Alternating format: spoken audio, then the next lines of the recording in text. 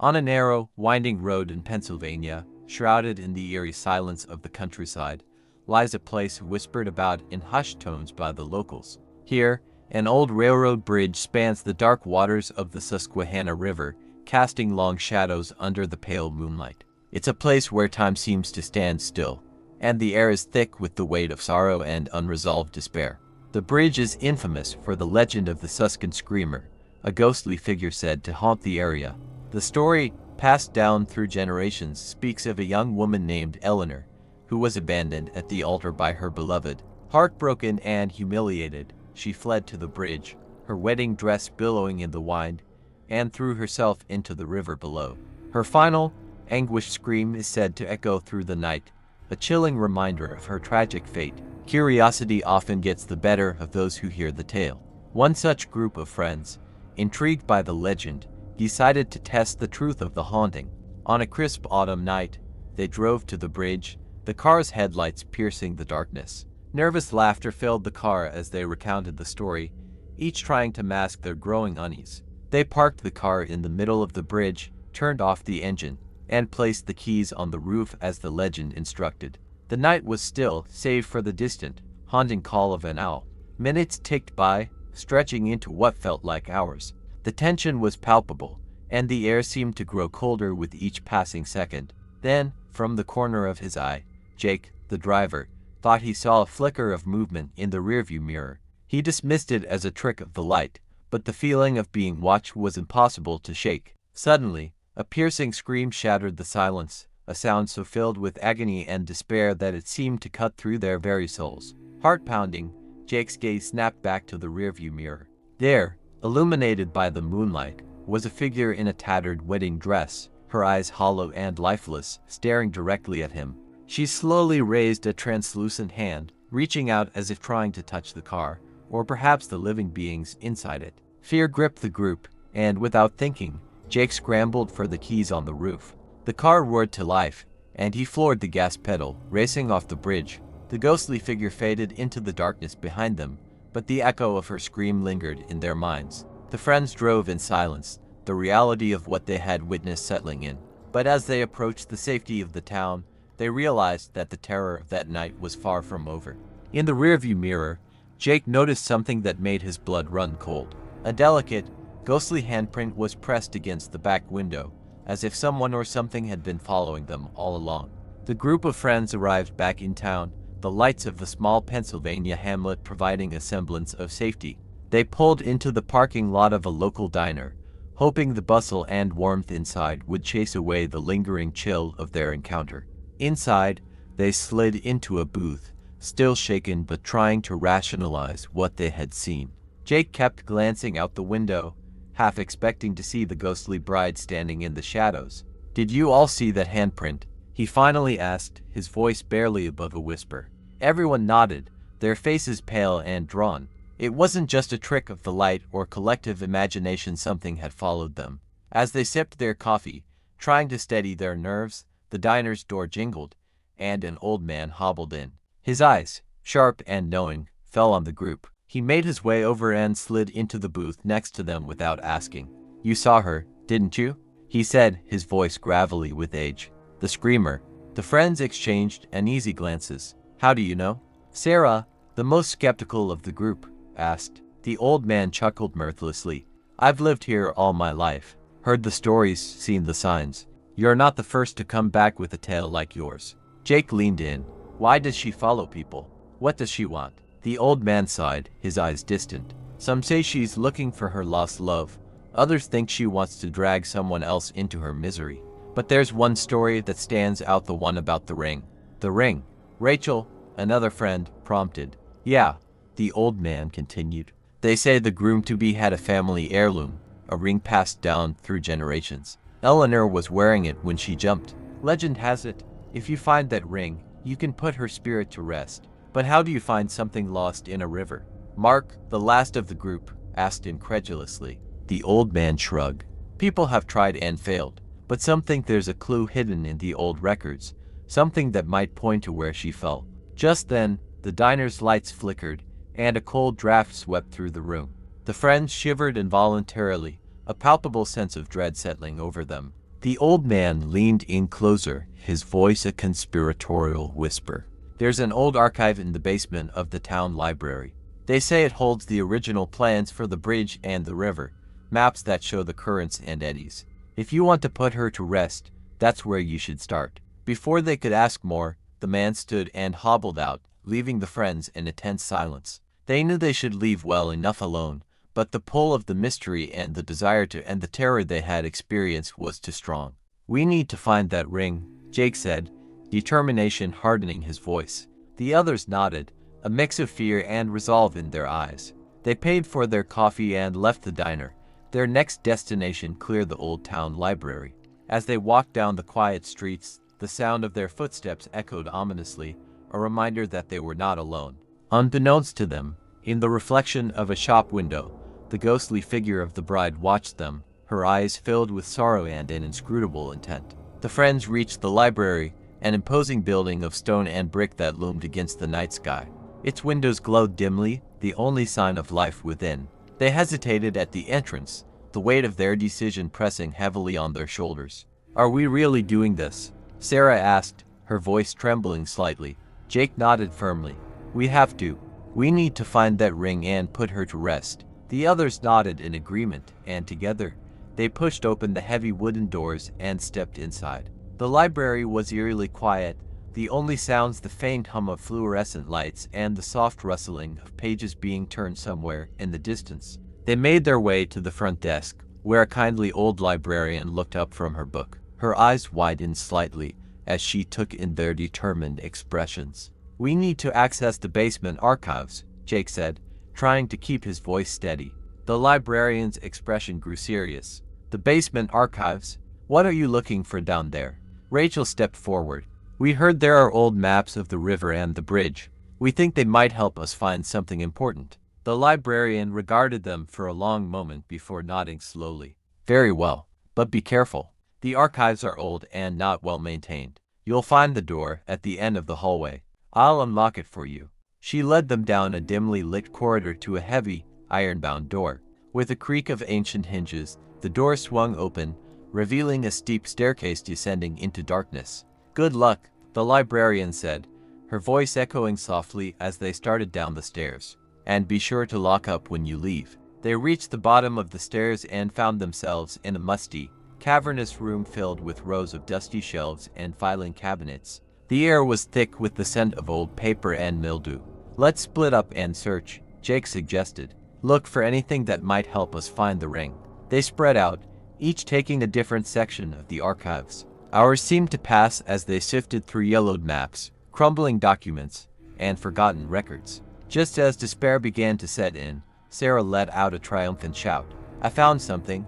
The others hurried over, crowding around a fragile, hand-drawn map of the river and the bridge. Sarah pointed to a spot marked with an X near the center of the bridge, accompanied by faded notes in the margin. "This must be where she jumped," Sarah said, excitement and fear mingling in her voice. "It mentions a strong current here that leads to an old, abandoned mill downstream." Jake traced the path with his finger. "If the ring was carried by the current, it might have ended up there." Mark nodded. "It's worth a shot. Let's head there now." They left the library, the map carefully rolled up and tucked under Jake's arm. As they drove to the old mill, an uneasy silence settled over them. The road grew narrower and more overgrown, the trees closing in like skeletal hands. Finally, they reached the mill, its decrepit structure silhouetted against the night sky. The sound of rushing water filled the air, and the friends steeled themselves for what lay ahead. They split up once more, combing the area around the mill with flashlights. The night was cold and unforgiving, each rustle of leaves or snap of a twig setting their nerves on edge. Then Rachel's voice rang out. "I think I found something." The others hurried over to where she stood at the edge of the riverbank. There, half buried in the mud, was an old, tarnished ring. Jake carefully picked it up, holding it to the light. It was beautiful, despite its age, a sapphire set in a delicate band. "This has to be it," Jake said, a mixture of relief and apprehension in his voice. As they gathered around the ring, a cold wind swept through the area, and they felt a presence behind them. Turning slowly, they saw Eleanor, the ghostly bride, standing at the edge of the river, her eyes filled with sorrow and longing. With trembling hands, Jake held out the ring. Is this what you're looking for? Eleanor's ghostly form glided forward, her hand reaching out to touch the ring. As her fingers brushed the cold metal, a look of peace crossed her face. She gazed at them, her eyes softening, and then, with a final, haunting scream, she vanished into the night, leaving only a faint echo behind. The friends stood in stunned silence, the reality of what they had done slowly sinking in. They had found the ring, and with it, they had released the tormented spirit of Eleanor. But as they turned to leave, something caught Jake's eye. There, in the muddy ground where the ring had been, was another object, a small, weathered locket. He picked it up and opened it, revealing a tiny, faded photograph of a young man. Guys, Jake said, his voice tight with a new kind of fear. I think there's more to this story than we realized. The others gathered around, peering at the locket. The face in the photograph was unmistakable. It was the groom who had abandoned Eleanor at the altar. As the realization dawned on them, the air grew colder, and a familiar, chilling scream echoed through the night, closer this time, and filled with a new, vengeful fury. The scream echoed through the night, sending shivers down the friends' spines. They stood frozen, the locket clutched in Jake's hand, the photograph of the groom staring up at them as if mocking their efforts. We need to get out of here, Mark said, his voice trembling. Now. The friends hurried back to the car, the weight of the locket and its ominous implications pressing heavily on their minds. As they drove away from the mill, the road seemed darker, the shadows deeper, and the sense of being watched more intense. Back in town, they reconvened at Jake's house, the locket placed carefully on the table between them. They sat in a tense circle, the silence broken only by the ticking of the old grandfather clock in the corner. We released Eleanor, Sarah said, her voice barely a whisper. But if this locket belonged to the groom, why is it here? Rachel, her brow furrowed in thought, replied, maybe it's a clue. Maybe there's something about his disappearance that we don't know. Jake nodded. We need to find out more about him. If Eleanor's spirit was tied to the ring, then maybe his spirit is tied to this locket. How do we do that? Mark asked, looking around nervously. We can't just walk into the archives and ask for ghost stories. Rachel suggested, what if we talk to the old man from the diner? He seemed to know a lot about the local legends. They agreed and decided to visit the diner the next morning, hoping to find the old man and glean more information. That night, sleep was elusive, each of them haunted by nightmares of ghostly brides and vengeful spirits. The next morning, they gathered at the diner, their eyes searching for the old man. To their relief, he was there, sitting in his usual booth with a cup of coffee. They approached him cautiously, their earlier encounters still fresh in their minds. We found something, Jake said, sliding into the booth opposite the old man and placing the locket on the table. We think it's connected to the groom who left Eleanor. The old man's eyes widened as he picked up the locket, examining it closely. This belonged to Thomas, he said, his voice heavy with revelation. He disappeared the same night Eleanor died. Disappeared? Sarah asked, leaning in. What happened to him? The old man sighed deeply. After Eleanor's death, Thomas was consumed with guilt. He would come to this diner, sitting in that very booth, nursing a cup of coffee and staring at this locket. One night, he vanished without a trace. Some say he was driven mad by Eleanor's spirit. Others think he took his own life. But no one ever found his body. Jake exchanged a look with his friends. Do you think his spirit is still tied to this locket? That he might be haunting the town just like Eleanor? The old man nodded slowly. It's possible. If his soul is restless, it could be connected to his disappearance. You might need to find out what really happened to him. But how? Rachel asked, desperation creeping into her voice. We don't even know where to start. The old man thought for a moment. There was one place Thomas was always drawn to, the old church where he was supposed to marry Eleanor. He spent a lot of time there after she died, almost as if he was seeking forgiveness or redemption. With renewed determination, the friends decided to visit the old church, hoping to uncover more about Thomas's fate and put his spirit to rest. They thanked the old man and left the diner, the locket carefully tucked away. As they approached the abandoned church, its once grand facade now crumbling and overgrown with ivy, a sense of foreboding settled over them. They pushed open the creaking doors and stepped inside, the air thick with dust and memories of a time long past. The friends split up, exploring the darkened corners of the church. Jake made his way to the altar, where a faded photograph of Thomas and Eleanor on their wedding day lay discarded, covered in cobwebs. He picked it up, feeling a chill run down his spine. "Guys," he called out, his voice echoing through the empty church. "I think I found something."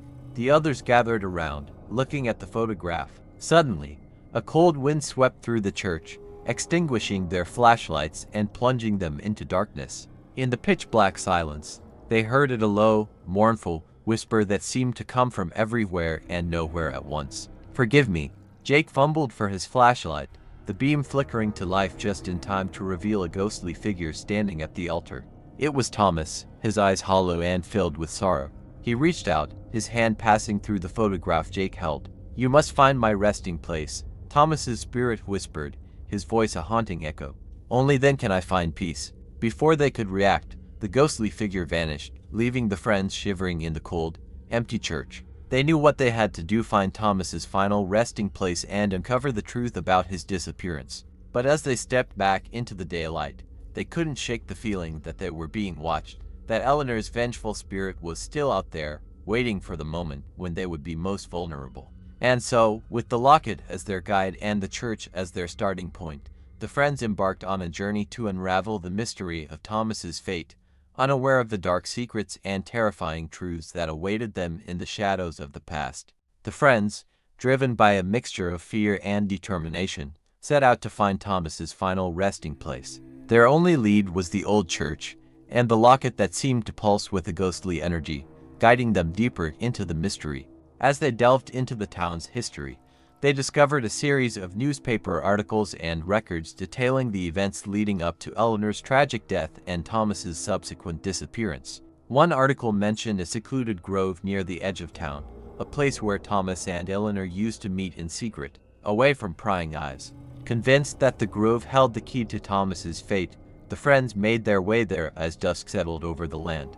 The trees loomed like ancient sentinels, their gnarled branches casting twisted shadows on the ground. The air was heavy with the scent of earth and decay, and an oppressive silence surrounded them. They found the grove easily enough, an overgrown clearing with a single, weathered bench in the center. As they approached, the temperature seemed to drop, and the locket in Jake's hand grew colder. "This is it," Jake said, his breath visible in the chill air. "This is where we'll find him." They spread out, searching the ground for any sign of Thomas's final resting place. Rachel stumbled upon a patch of disturbed earth, covered in moss and leaves. She called the others over, and together, they began to dig, their hands numb from the cold. It didn't take long for them to uncover a rotting wooden box, barely holding together after years of exposure to the elements. With a sense of dread, they pried it open to reveal the skeletal remains of a man, still dressed in a tattered suit. Clutched in his bony hand was a faded letter. Jake carefully unfolded the letter, the paper fragile and brittle. The words, written in a shaky hand, were a final, desperate plea for forgiveness. "I can no longer bear the weight of my sins. I betrayed you, Eleanor, and now I pay the price. I hope that in death, I may find the peace that eluded me in life. Forgive me." As they read the letter, a sorrowful wail filled the air, a sound that seemed to come from the very earth itself. The friends looked up to see Thomas's ghostly figure standing before them, his eyes filled with anguish. "Thank you," he whispered, his form beginning to fade. "But it's not over." Before they could ask what he meant, a sudden, violent wind swept through the grove, extinguishing their flashlights. In the darkness, they heard a familiar, blood-curdling scream, Eleanor's scream. Panic set in as they fumbled for their flashlights, the beams finally flickering to life to reveal Eleanor's ghost, her face twisted with rage and sorrow. She glided toward them, her eyes locked on the locket in Jake's hand. "You should not have come here," she hissed, her voice echoing with a supernatural fury. "You cannot change what has been done." Jake tried to speak, to explain, but the words caught in his throat. Eleanor reached out, her ghostly fingers wrapping around the locket. As she did, a searing pain shot through Jake's hand, and he dropped the locket, the metal glowing with an eerie light. In an instant, the friends were thrown to the ground by an unseen force. The earth beneath them began to tremble, and a fissure opened up, swallowing the locket and the remains of Thomas. Eleanor's scream grew louder, more frantic, as she was pulled into the chasm, her ghostly form writhing in agony. The ground closed up with a final, thunderous boom, and then there was silence. The friends lay on the ground, gasping for breath, their bodies bruised and battered. They had freed Thomas, but in doing so, they had unleashed Eleanor's full fury. As they struggled to their feet, they realized the true horror of their situation. The grove, once a place of hidden beauty, was now a desolate wasteland, the trees twisted and dead. And in the air, they could still hear the faint, anguished cries of Eleanor, a reminder of the restless spirit they had failed to appease. One by one, the friends began to disappear, claimed by the vengeful ghost of Eleanor. First Mark, who was dragged into the shadows by an unseen force, his screams echoing through the grove. Then Rachel, who vanished without a trace, her terrified cries cut short. Sarah and Jake, the last one standing, held each other tightly, knowing that their fate was sealed. In the end, it was only Jake left, standing alone in the ruined grove. He could feel Eleanor's presence all around him, her cold fingers brushing against his skin. With a final, resigned sigh, he closed his eyes, waiting for the inevitable. As Eleanor's ghostly hands closed around his throat, he heard her whisper, "You cannot change what has been done." And then, there was only darkness. The town of Pennsylvania eventually forgot the tale of Eleanor and Thomas, the old church and the grove left to crumble and decay. But on dark, moonless nights, when the wind howled through the trees, the locals would hear a chilling scream carried on the breeze, a reminder of the tragedy that had unfolded and the spirits that still wandered, forever bound to their sorrowful fate.